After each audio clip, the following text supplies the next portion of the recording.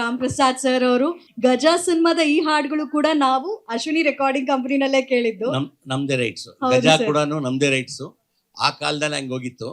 ಇವ್ರೊಂದು song remix ಮಾಡೋಣ ಅಂತ ಕೇಳ್ತಾ ಇದ್ರು, ಯಾವ್ಯಾವ್ದೋ ಹುಡ್ಕೊಂತ ಬರ್ತಾ ಇದ್ರು. ಬನ್ನಿ ಅಂದ್ಬಿಟ್ಟು ಈ ಸಾಂಗ್ ಎತ್ಕೊಟ್ಟೆ. ನಮ್ದೇ ರೈಟ್ಸು, ನಾವು ಮಾಡೋಣ ಅಂತ. ಸೊ ದರ್ಶನ್ ಸರ್ಗೆ ಫಸ್ಟ್ ಮೆಜೆಸ್ಟಿಕ್ ನಾವೇ ಮಾಡಿರೋದು ಕ್ಯಾಸೆಟ್ ರೈಟ್ಸು. ಸೊ ನಮ್ದು ದರ್ಶನ್ದು ಭಾಳ ರಿಲೇಷನ್ ಇದೆ. ಅದಕ್ಕೆ ಇದೇ ಹಾಡು ಮಾಡಬೇಕು ಅಂತ ಪ್ಲ್ಯಾನ್ ಮಾಡಿಕೊಂಡು ನಾವು ರೀಮಿಕ್ಸ್ ಮಾಡಿ ನಿಮ್ಮ ಮುಂದೆ ತಂದಿಟ್ಟಿದ್ದೀವಿ. 6ನೇ ತಾರೀಕು ಫಿಲ್ಮ್ ರಿಲೀಸ್ ಇದೆ. ದಯವಿಟ್ಟು ಥಿಯೇಟ್ರಿಗೆ ಬನ್ನಿ, ನೋಡಿ.